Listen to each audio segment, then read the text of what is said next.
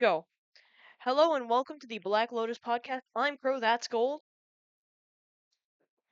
Hello, everyone. What's going on?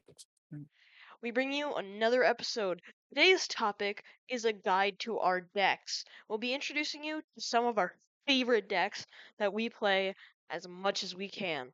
And we hope to be able to play with you guys soon. So Gold, who do you choose to start? Do you want to start and reveal your deck or do I go first? Yeah, I can reveal my deck. Um, I play Mizzix of the is Magnus. Very good spell slinging deck. It can get out of hand quickly, depending on It's what I have in my hand. quite the fringe deck, isn't it? Yeah, it's very fringe. I'll read it out for anyone who doesn't know. Whenever you cast an instant or sorcery spell with mana value greater than the number of experience counters you have, you get an experience counter. Instant sorcery spells cost once to cast for each experience counter you have. Not the greatest commander on paper, but when you get it out, if you get it out by like a very fast turn, you have ways to, those big spells, you can keep reducing the cost by a lot. You can win almost up to like turn at least three, depending on what you draw. Uh-huh. It's a very nice deck that I have made up. I have some really nice cards in here that make it a little bit easier for me to get those experience counters up there. I have been working on the deck a lot. I used to run cards like Flux Channeler just to get those, experience counter up. But it wasn't probably not really like the best optimal cards. So I swapped that card out with cards like Harmonic Prodigy, where I can cast something like Frantic Search for three, and then I get two experience counters out of it. Or cards like let's see here. Wheel of Maybe Fortune. cards like yeah, Wheel of Fortune to get three. And then eventually how the deck works is I can either go for some underworld breach lines. I can go for Wheel of Fortune. My most common one is Jays of Moltor. It's a very strong one. Which I have Jaya's immolation, you mean? yeah, it's very strong. Once I get the X spells to a big amount, I can then just keep I can just cast it for a big amount and just wipe the entire I can just kill everyone. I even So, have some are yeah. you It's a very strong deck. searching to like reduce the cost of spells? For example, it would be a lot easier to produce infinite mana with Wheel of Fortune only costing one red. Yeah, I can do it. The deck mostly works with infinite mana. There'd be some games where I'd run into issues with I would be look for the win and then have no way to produce mana, so I have to find other ways now to get the mana while also trying to keep track of the mana that I'm gaining and also losing as well. So there are some situations that will happen, but other times it will just be I just don't have enough mana of a single color. Sometimes I'll have way too much red, and then I have no way to reduce blue, cast my blue spells to get more and more draws. Are So you that can be a cons bit of an issue. are you considering Walking Ballista for the deck? Walking Ballista, probably. I Uh, might throw in Walking Ballista just for an extra line in the deck. Because it would just make it easier if I were to hit it. The only problem is that you could probably cut Jaya's for it, or like another yeah, I X probably cut spell. Giles. The only It's just issue with more walking within my consistent. deck is that It's yeah, not an there's no way instant. if I milled it, which is fine. Well, I no, can you could probably bring it cast it back with the with Underworld Breach. yeah, Castle Underworld Breach. The only problem is that if it does get wheeled away early, I don't have Underworld Breach. I'm not saying I can't get it back, but True. yeah, Yeah, I that is a guess it little would just make it awkward. easier. Yeah. True. But another flaw about that is Jaya's gives you the counters with your commander, so that Hmm. is also a plus. The Walking Ballista won't do that due to it being an artifact creature. But it's certainly something that would be probably worth considering for the deck. Didn't you recently throw in Vivi as well? Yeah, I threw in VV to kind of fix my mana issue. There'll be some time, like I said again, I'd run into an issue where I don't have enough mana. So, throwing in VV is just there for the extra mana curve mainly.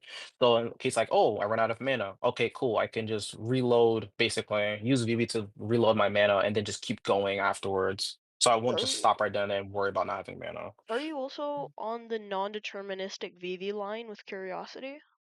Yeah, I am. Okay, I have yeah, because curiosity in here.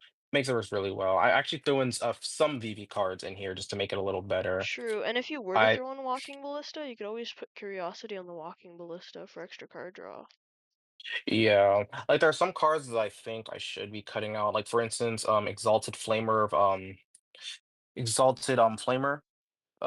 It's not really a good card because at the beginning of your upkeep, CDH is a very fast game. I likely won't be getting a lot of upkeeps to get a 4 mana card out just to get a random instant sorcery from out of my graveyard. So I probably replace Walking Ballista with this card. I replaced Time Deluge as well. 8 mana just to draw 3 cards. There are better cards that I can get. There's a lot of cards in here that are I wouldn't say are the best, but it works in a very weird way. It works. Especially, I also have not on a lot of creatures as well. I'm running cards like the Lear Disciple of the Drowned, where it just makes spells uncounterable. So when this card gets out, if it's not countered, I can win easier with her because it Lear gives is each instant a sorcery card in Lear's my a graveyard quite flashback. the interesting choice for your deck. It's Yeah. it's like a reverse Underworld Breach. Yeah, because again, it works in very different ways. It can like once it gets going, it's hard to stop it, I will say. Like there are ways where yeah, you can interact, but if I find spells like Born Upon the Wind, Snapcaster Mage, even the Lair Disciple of the Drowned, it just makes it harder for people to interact. Are you considering the shuffle spells, like the shuffle wheels, the ones that shuffle your graveyard back in your deck? Yeah, I actually a buddy of mine actually when I was playing this deck. A very, very good guy. He was asking me why I didn't like run some of the shuffle spells to make it easier for me to keep hitting these instant sorceries. So it's just more consistent and as well just have them in my deck. I don't know why I don't run Oh, them. Maybe I might throw in maybe like a few just so it can I mean, just so that this way you for me to don't keep really need going. more than one. Like Yeah, one one is is fine. good. Yeah, There's yeah, some because pretty good ones like what's that one? It's mhm. called like Aeon of the something, maybe could work. Yeah, and I also have cards, even if it does manage. I have a very strong card in here. It's called Sorcerer's Scheme. It doesn't feel like that much of like a crazy card, but the wording on it is insane. It return target instant sorcery card from my graveyard or exiled card with flashback I own to my hand. So if I managed, if I'm doing an Ooh, Underworld Breach line and I exile a card that I didn't want to throw into exile, I can just play Sorcerer's Scheme to bring it back. as long as it has And then I flashback, also of get something, course. yeah, as long as that's flashback, yeah. But with you're on passing planes, right? So they perpetually gain that until end of turn. So that means you could Yeah. always exile hmm something with passing flames and then get it back later. Yeah, I just get it right back, yeah. Because they It's a very gain strong that card. text. That's a very interesting interaction. Yeah, because even if you do counter it, it has flashback on it as well, so I can always Ooh, just get one more time, get one use out of it. Like, for instance, a very strong line I have in here is this card in Mizzix Mastery.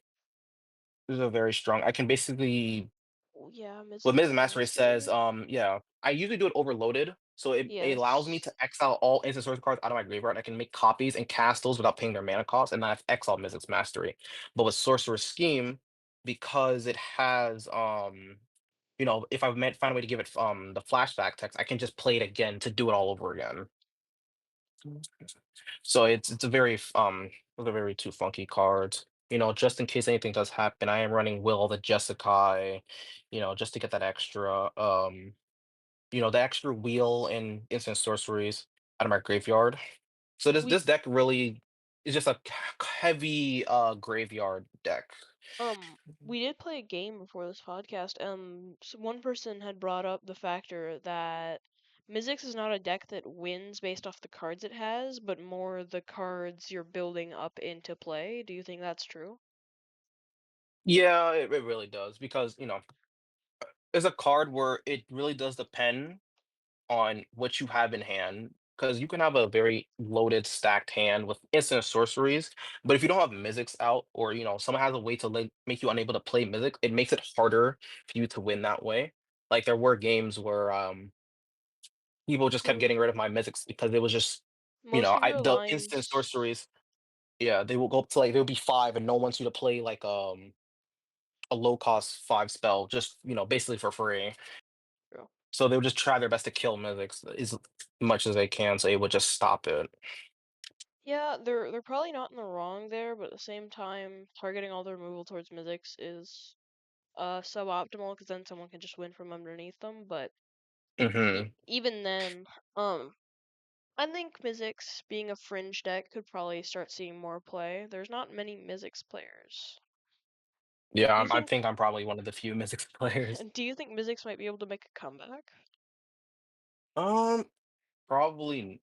Honestly, for me, probably not because, like I said, it's a very weird deck that heavily relies on what's in your hand at the time. So if you have a bad hand, CDH is all about optimal cards, and if you have a really bad hand, you're just sitting there, land True, passing, you're not doing right. much. Mizzix is on Yeah. quite the weird cards. Mizzix is on some cards that are so commander reliant that personally I would Hmm. probably cut them from the list and go for a more combo related thing and just use Mizzix as like a cost reducer. But yeah, there's a lot of cards that are usually very dead without Mizzix.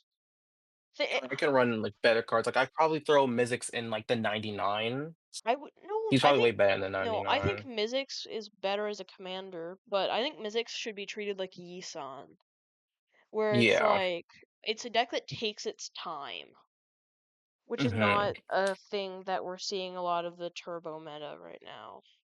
Yeah, true. Yeah, how I play Mystics is like if I know I'm going for the win, I want to take my time because if not, I can possibly mess up on what I'm doing and just literally skip my turn without even realizing, oh, I could have done something else better. So this is a deck you really have to take your time with, or you're just going to be stuck in a situation where you're just gonna have to unfortunately just pass and hope True. and pray you get to your next turn, which But is likely never going to happen. you're also pretty new to Mizzix, so I think Hmm. those mistakes are just because you're still learning the deck super well.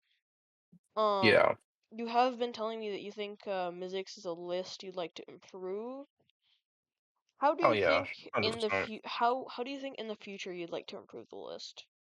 I feel like in the future, I want to find ways to get mystics out like quicker, and as well finding instant sorceries that go up like perpetually. Like if I draw into one, it's go up by one, two, three, four, and it gets higher and higher. So that way, I'm not hitting like the same instant sorcery line where it's like, oh, okay, if my instant sorcery have three less to cast, and I'm just playing a one instant sorcery. It's not gaining me anything. You know what card Maybe. Mizzix would like if it wasn't banned? Flash, actually, because you Oh can yeah, just play instants in response to the flash trigger. yeah. I would love the card flash. It'd be an insane card. Yeah, we were talking about that in the previous episode. If you guys haven't seen that, you should probably go watch it. Really good. Um, um, it's I think it's a card I think you should look into maybe getting more mana in your deck. Yeah. I would need a lot of mana in order for me It's to get it I think quicker. I think that, and you might want to cut some of the suboptimal lands. Like, are you on Mistrise Village? Yeah, I have Mr. Right Village in the deck. Okay, that could be interesting, especially if you're looking for an infinite mana game plan, because it just makes your important spells uncounterable. At the same Mhm. time, it can be a bit of a dead tap land sometimes, which is suboptimal for a deck like Mizzix, who'd like to be faster, I'd think. So that might be something you Yeah. might want to look at swapping out for a different land that we might eventually get. Yeah. Something I think Mizzix would like is the new card Redirect Lightning. Okay. Yeah. Yeah. I actually would enjoy that card a lot. Project Light would be a very strong card to include in Mizzix. That, or maybe taking a look at Electro rather than Bergie, because Hmm. Electro Assaulting Battery is going to give you that mana permanently, so it's like an alternate Mizzix effect. Okay. Could be nice. It's also usable removal and another way of killing people, because if you have infinite mana, you just kill him and then you just kill everyone at the table. Yeah. Probably to add in some more lines where I'm not just so reliant on my graveyard would probably help me Yeah, out a lot. yeah, it's probably a good idea. Um, do um do you run any planeswalkers in the current build? Are you like on Tezzy or Plain something? No, sadly. I didn't think I would, need them for deck like this, but I'm starting to regret it slower every time because those planeswalkers will kind of boost my way into winning I think easier I think if I were to throw them in. Mizzix would be a deck that likes Tezzeret because you're on quite a lot of mana rocks, right?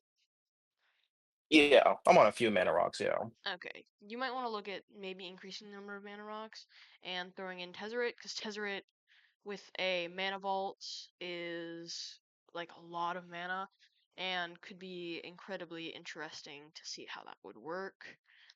Um, Another thing is, what is your current land count for the deck list? My land count is 28, if I'm not mistaken. I could be wrong. It's like that 28, 27 land count for Mythics. Okay, that feels a little high for a blue-red deck. For example, Ral right now is on 17, Hmm. but in to say Ral's commander is incredibly cheap compared to Mizzix. So you might want to look to like cut down your lands 24 maybe. Yeah, the only reason why I have like 28 because I just run into an issue a lot when I play CDH where it's prime example too, where most people I run into, you will just like, you're starting off playing a game, shuffle, shuffle, shuffle, draw your seven, and you can get a good hand, but you don't have any lands. So you have to shuffle again. And the issue I have is I will sometimes go down to five, four cards in hand because I'm just not getting any enough mana to, at least attempt to get mythics out or just get somewhere where I'm not left behind. So I think that's the reason why I have 28. But yeah, I will consider probably cutting down a few lands to maybe add in a few more better mana rocks to get them out quicker, or just to get ahead of the curve a Yeah, little bit. for sure, because it's only one land compared to the amount of mana rocks you can dump in turn one. Yeah. That's why I think Kinnon's excelling right now. It's because of the number of mana rocks he has. Mhm. Um, I think we can see a world where Mizzix runs a lot less lands than the usual, so like 22-ish. Yeah, But 22. Yeah. I think that's a world that we're not super close to right now because of how fast the meta is. Um, I think we need to wait for like a few more mana rocks that are CDH viable to come out. Like if we get like the End Stone from Edge of Eternities or whatever, Oh yeah, or the end no, stone is Spider-Man. insane. If we get Yeah. something like that for like red blue, that could be interesting. That could be like weird to see that might be a Mizzix card depending on what it says. Yeah, I need a turbo like mana rock for red blue because they would fix my issues a lot with Mythics. I Are think you I'd on be winning way more are games. you on Is It Signet? Is Cause it? that I might don't be think so, it's actually. it's it's a good card. I've been running it. I've been running the signets in a lot more decks recently. Yeah, I might throw in the Isaac Signet. I just need more ways to get my mana, get mythics out, and win. Probably not the same turn, but like the next turn. So that way I'm, like I said, ahead of the curve a little bit.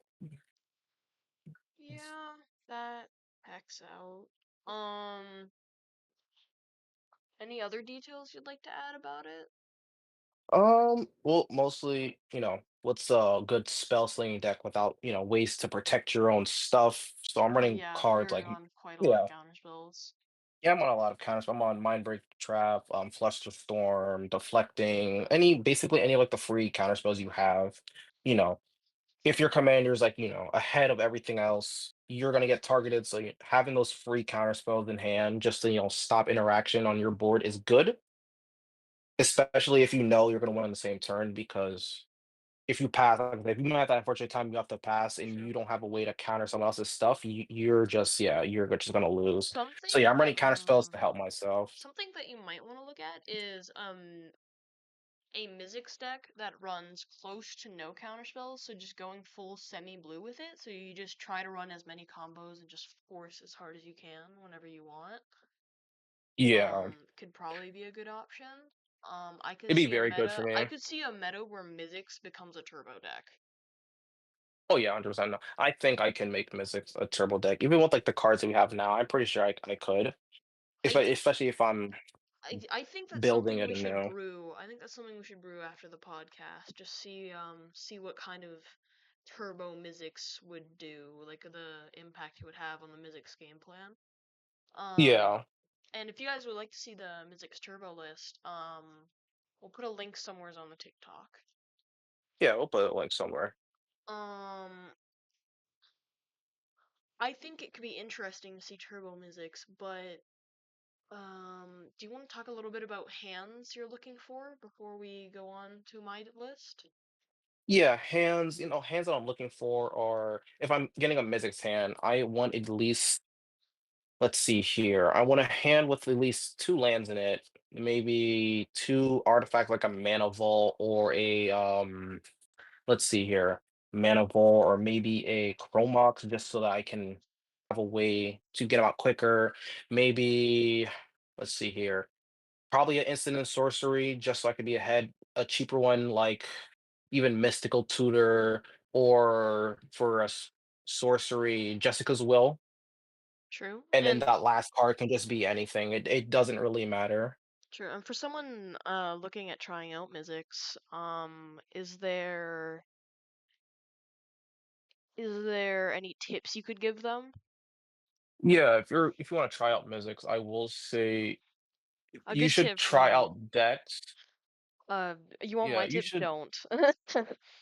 don't. Yeah, no. I feel like if you're gonna get into spell slinging, you should try out You decks you that should are. probably Mizzix is a deck that it's a weird deck. If you want a spell slinging deck, try it for Mhm. sure, 100%. If you like it, 100% play it.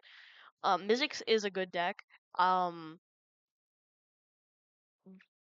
but it's a deck that's a lot slower in this meta. But it's something I want to see more of. But Mhm. even then, Like if you're gonna try out if Mizzix, I feel like you should try out other spell slinging decks before you try out true, Mizzix because other yes, ones are better than Mizzix this one.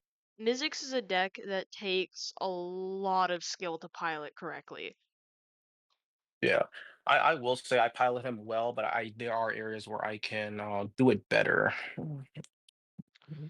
Like I I said, there are think times where I have I won think a or just good passed off of pure comparison stupidity. I think a good comparison Yeah, for Mizzix would be Vivi. I think Vivi is where you want to start before you play Mizzix, because yeah, Mizzix is VV and like Mizzix. a Yeah. little bit harder to pilot than Vivi because of Mizzix's weird mechanics with the experience counters.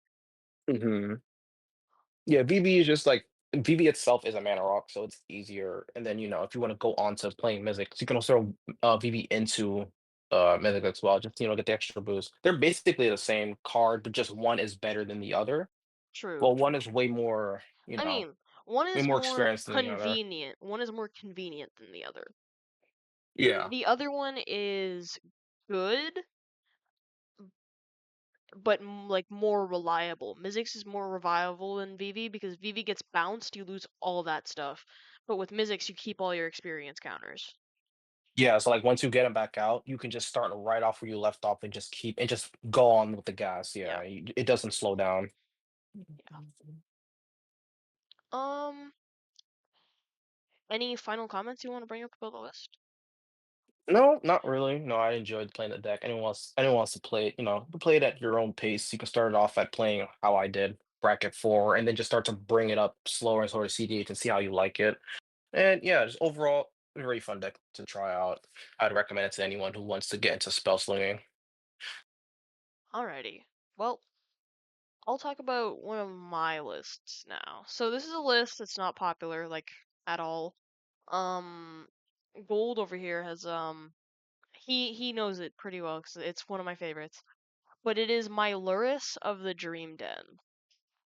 Oh yeah, Loris, very, very good commander, very strong. It's a deck that I would consider myself a good pilot for. Um, the deck is a little bit slower than usual, but we make up for that in the number of stacks pieces. Yeah, Loris is a deck that can be played around basically any one or two drop. I think that's what Loris says. Two Yes, or less. Lurrus is 2 or less from graveyard. So we Yeah, do anything run that's like a some two or less is expensive very good. stuff, like we are on Mhm. Auriok Salvagers, but that is because it brings back Walking Ballista, it makes infinite mana with Lion's Eye Diamond. Um, there's a lot of options with Lurrus. You can Yeah, go I the know you have ways to aristocrats. blinker a lot of times. Yes, so I did recently I was thinking about finding a way to throw an ephemerate. I was thinking about cutting reprieve for ephemerate recently because I've Hmm. not been seeing that much um like good with reprieve compared to like a blink spell. Because blink is just you get more value from your graveyard. Reprieve is okay, you're gonna trigger my Lotho or something. Yeah. Um and most of the times I have never felt good about reprieving, but I have always felt good about blinking Lurrus. And I know you also have like cards in there like Grand Abolisher to go for the win right then and there, or Yes, just wait till your turn and go for the win on your turn. I am on Grand Abolisher. I would be on other cards. Like I'm thinking about cutting Grand for Voice of Victory because it has sack fodder to it. Hmm. Um, but right now I'm sticking with Grand Abolisher because of the tech. They can't activate abilities of artifacts, creatures, or enchantments, Yeah. which it just says like in the weird scenario if I'm going against Malcolm or something, they can't counter my artifacts with their Siren Stormcatcher. Yeah. Do I you think how quick do you think your deck can like win by? Like what turn are you aiming to win with your deck? Lurrus is a deck that wins turn 3 or 4 but can win turn 2 or 1. 1 is a bit Hmm. harder, but it is possible because of the amount of hard cast mana we have. We have 18 mana rocks, and I think one of the craziest things I've ever done with this deck is get a turn 2 Bolas Citadel. Mm. Boss, yeah. Very insane. Um, it's a deck that has no limit depending on the pilot. Oh If you yeah, do yeah. not know Lurrus well, Lurrus is going to feel like shit. Do not play Lurrus unless you're willing to spend hours learning Lurrus. Because if you Yeah, don't because know Lurrus is a deck that Lurrus, it goes fast, yeah. Lurrus is a deck that you need to understand to play. So it's a deck that I would not recommend to someone new or trying to play Orzhov. A deck that I like to compare Lurrus to is Abdel Adrian. Okay. As a person who runs Abdel Adrian in the 99, I think Abdel is an insanely good commander and um I have tried some weird stuff with Abdel Adrian partnered with Lurrus or companioned with it. I did not see much from that, but I would much I would say Lurrus is fringe compared to Abdel Adrian. Lurrus, in my opinion, is better than Abdel Adrian, just because of how you can reuse your combo pieces. And Abdel Adrian, in my opinion, is not as good in the command zone. Mhm. And going back to stacks pieces, I know you run cards like Dranith, cards Yes. like We are also on what you call it, Leonin. or OBM. Yes, OBM is OBM very strong. is very strong in this deck. It's strong in any deck. We're also on Hmm. Ranger and Leonin Relic Warder. Leonin is not a card you see often. That's a card I want to bring up. Leonin is a for 2 white, you get a 2/2 cat that enters and exiles target artifact or enchantment. When it leaves the Hmm. battlefield, return the exiled card to the battlefield under its owner's control. I would like to bring up the fact it says owner's control. So if you were to say give an opponent the Witchclaw Talisman, you could before they get to tap it, you could Leonin Relic, exile it, and then if you have a way of killing the Leonin Relic, you bring it back in with 3 wish counters under your control untapped.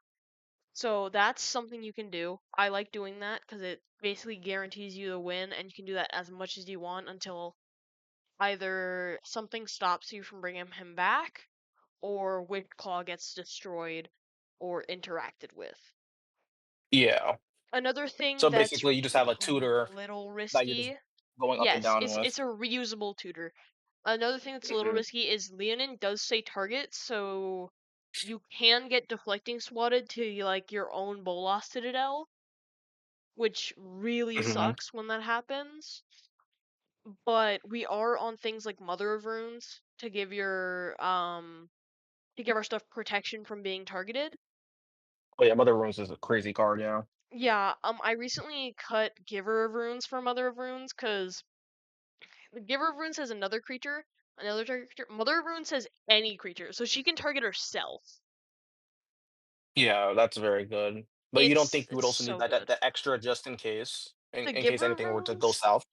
um, I thought about that, and then I'm like, giver of runes has only ever come in handy to stop people trying to interact on this turn I've won. Mother of runes is really just like a screw you.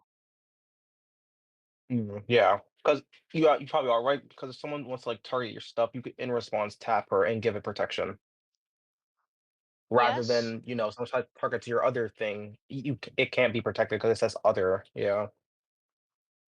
Yeah, because someone can always lightning bolt your giver of runes, but not your mother of Hmm. runes. Another card I'd like to bring to Oh, attention is Sarah's Ascendant. oh yeah, Sarah's Ascendant. I A love that 1 card. mana 6/6. The fun thing about it is it can get tutored by Recruiter of the Guard because its toughness is less than 2 because it doesn't get +5/+5 until it's in play. What card do you normally like looking for when you go for the win? Like what card do you think you want to like tutor up immediately when you think you have the win? Razaketh? Oh yeah, Razakath. Yeah, Razakath is a very easy just way to win right then and there. Razaketh, Heliod, Ballista, Hope of Gyrofer just to make sure, Children of the Corliss. Every card in Lurrus can win some way. That's a little Hmm. detail I'd like to bring up.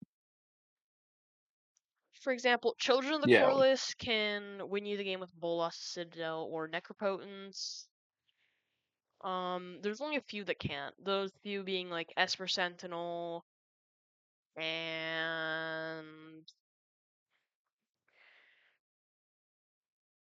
Cathar Commando are like the two that Our can't. commando.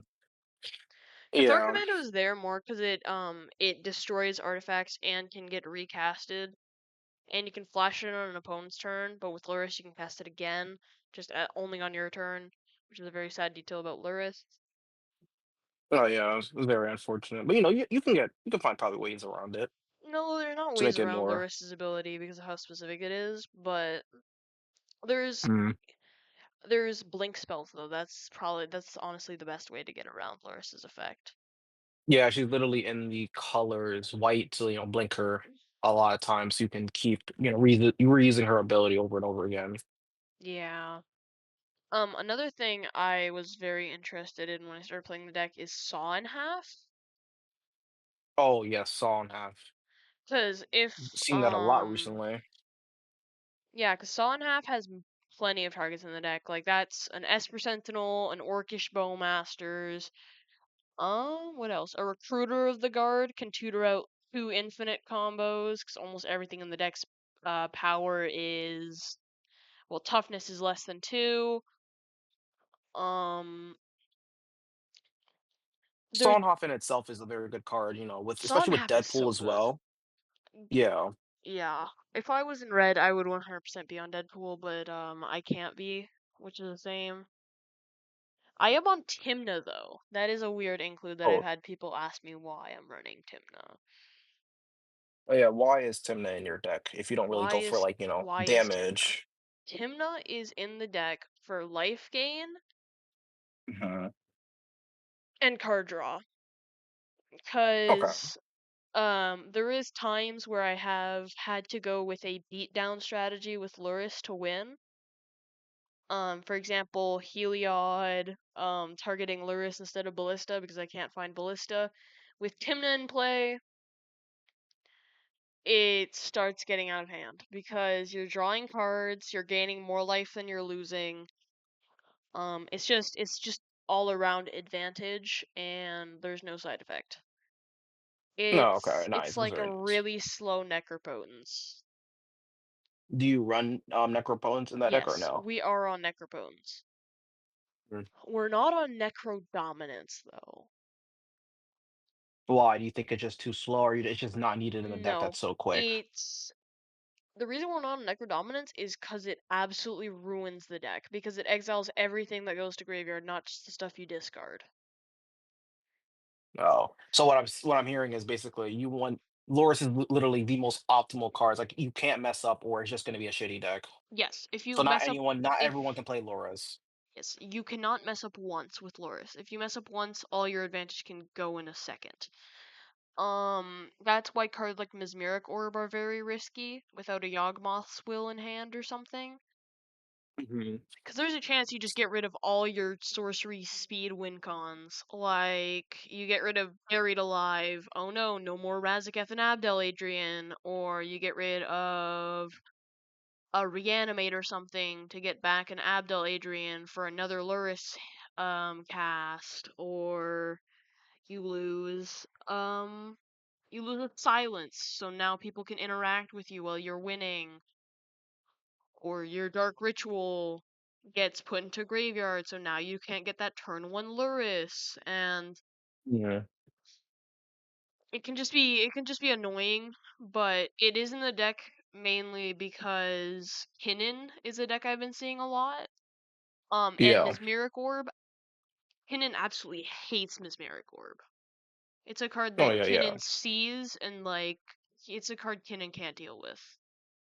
Yeah, because I don't think Kinnan runs a lot of ways to, deal with stuff like that, so it lets the table try to deal with it and then just storm off True. afterwards. But if no one deals with it, then yeah, Kinnan's kinda just locked out the game from doing anything, especially if it's good stuff gets thrown into graveyard. Yeah. Or if better Um worse, just get exiled with like a Dothi.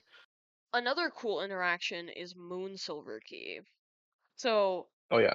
Moon Silver Key is a win con for the deck. You let Moon Silver resolve, there's a good shot I'm winning. It's Mind Stone, and a Blink outlet from the deck. It goes through your entire library. Mhm. Um, So just what a better way of Sensei dividing tops is basically what I'm hearing. yeah, you could say it's like a Sensei's Divining Top, but it all goes to hand, Mhm. and then you can discard it for a bunch of advantage. True. Are you running cards to are you likely to win on your main phase, second, or end step when you play with Lurrus? Like where you think you're aiming to win, depending on the situation. You're aiming to win in second main phase most of the time. Um, if you can, first main phase is okay, but usually you're getting more advantage in second phase from things like Timna or Sarah's Ascendant or Mhm. Heliod. Heliod's the big one because you need to attack with Heliod most of the time. Okay. Do you think that you have any advice for anyone out there who like wants to probably attempt to play Lurrus? Maybe give them some maybe very good optimal cards that they don't just throw in basic ones just because they can. Optimal cards for Lurrus. Dance of the Dead, Animate Dead. I would never run Necromancy. Because Dance with the Dead, it has pay to untap the creature. So if you have a creature with a Mhm. tap ability, I don't think I run any, but it's certainly interesting if you're on a card that would. Like, Yeah. I currently can't think of one, but if um some creature with a tap activated ability, you can pay to, you can untap it. So Oh, that's okay. that's great.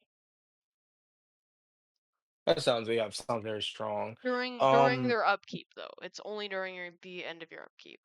okay, during the end of upkeep. Okay, got it. Because it also gives it the text, this creature does not untap. Mm. Do you also think as well it depends on the pilot to make a good Lurrus deck? Yes. Like, do you think anyone can just Pilot, sit down and like if I were to sit down and play a Lurrus deck, do you think I would have a chance of actually understanding the lines, or no. you just need a very good pilot to play it? You need a good pilot and you need to understand the deck. You can't just jump in and play Lurrus. Because if you jump in and play Lurrus, there's too many mistakes you can make, and like I said earlier, one mistake can ruin the entire plan. Mm, okay. Kind of very different from my deck where, you can just pick it up and kind of just go into it, but with Lurrus is like you have to at least understand maybe a few of the You combo have to lines. understand most of the combo lines. For example, Bolas Necro is a line that requires you to know almost every card in the deck like it's the back of your hand. Mhm. If not, you're gonna kill And as yourself. well as But yeah, and don't it's worry also about as well that. make sure people don't I do interact it with all the you. time. I do that all the time. Don't worry. It's a very hard deck to learn.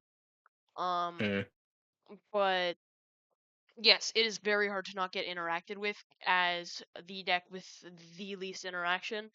Because unlike red, you don't even have an RAB or a Pyroblast to interact.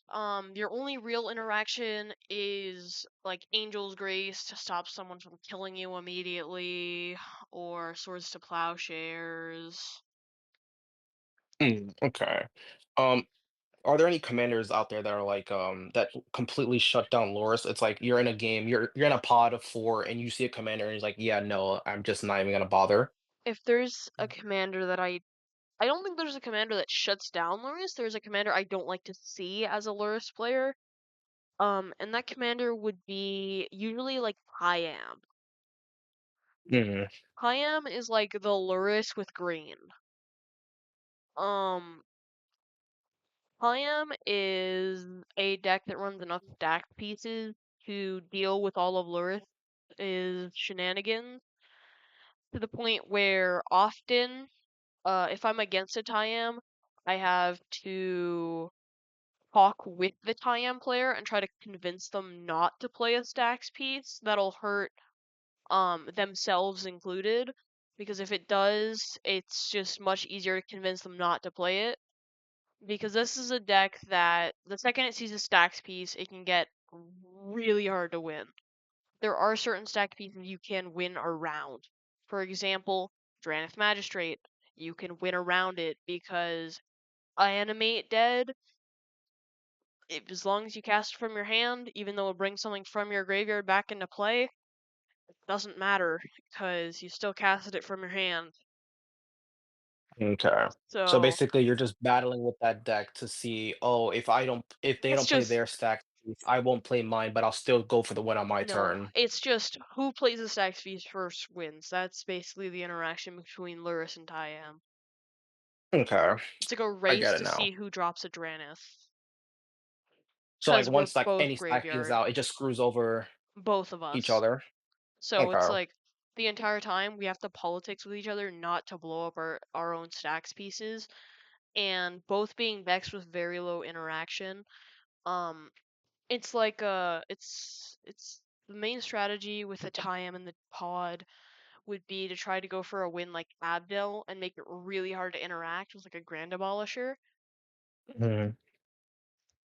So like decks like Winota, like Loris probably would not enjoy as well because when I know Winota, you can build her around stacks as well, and she has some very Yes, crazy stack pieces in Winota there. Snowball stacks is this not fun to go against as Lurrus.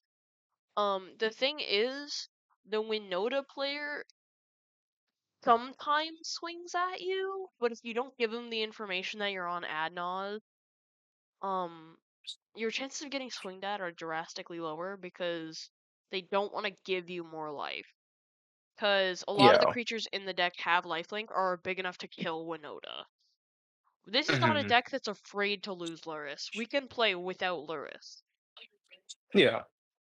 Like you already told me enough that your deck basically can just blink other things, stop people from interacting with you, and just go with the win, even if you don't have Loris out right then and there. Yeah, Orcish is the big one. Orcish is a win con in this deck. Because of the ETB ping, with Abdel Adrian, you flicker it a gajillion times and then the entire table dies. Yeah, or if you want to stop, for instance, on a Tolly from winning, you can just take out a Tolly right then and there to stop him from doing anything, or just stop someone in general from coming back in the game if True. someone left them alone for a long The best time. thing about the Abdel Adrian line is you can do it during others' turns. Oh yeah, Well, sort of. especially Um, you'd also lock out like people like Thrasios. Thrasios is a very quick deck too, so just to ping on Thrasios, so that way they have to keep spending no, their mana to keep bringing it usually you out. don't ping out Thrasios. What you do is you ping out all their creatures if they have Gaia's Cradle, and then you kill Thrasios. So like all their So, creatures and like so like anything that can. you one by one, like you kill Thrasios, and then you go one by one through their entire board state.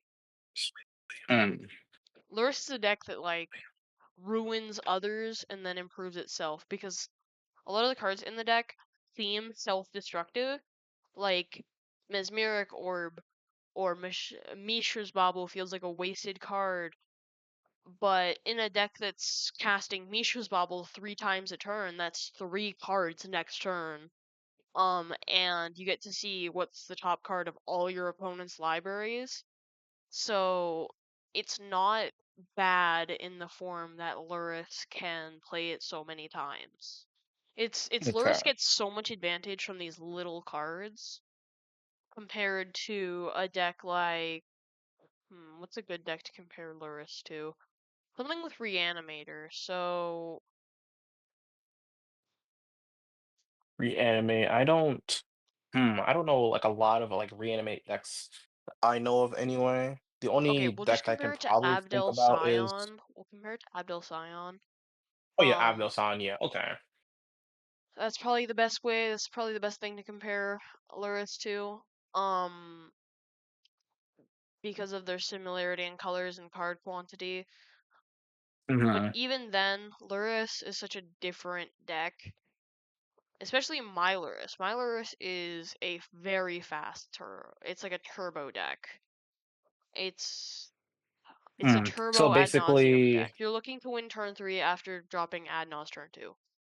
oh yeah, I was about to say that. So basically, for as long as Lurrus is still out, like every single turn, you're just guaranteed to win more and more if Lurrus is out. Yes, for every turn Lurrus is out, you're gonna gain more value, and that more value is just gonna snowball until it gets out of hand. And even then, it doesn't even matter if they kill Lurrus because you're just advancing her I'm ETB to get something I'm out of her graveyard and advancing just so quickly that it doesn't matter. so it And doesn't the deck just doesn't slow down. It just gets faster no it matter what you do. just gets faster. Okay. I mean, if you just stop Lurrus from coming in play, it does become a little harder because it stops me from accessing my graveyard as much, but even then, you're wasting so much removal on just dealing with a non-threat. When Lurrus is like a bait and switch deck. It's like, oh, my cat is so scary, and then Mhm. and then you play Cavern of Souls on human and cast Uncounterable Abdel for the win.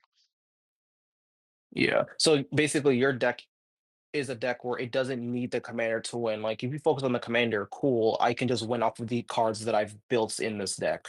Yes, Okay. and another key part of it is the Necropotence in the deck is very explosive with Children of the Coreless because it just gains you back all your life. You can go through like 80 cards of your deck in one turn. Mhm, I just gain it right back, and it just go for the win still. Yeah. Do you want to say anything else about your deck list? Maybe some tips and tricks. Maybe how to probably slowly starting to get into Loris. Maybe some decks that you can play that are similar to Loris, but not that much. So it doesn't get too overwhelming.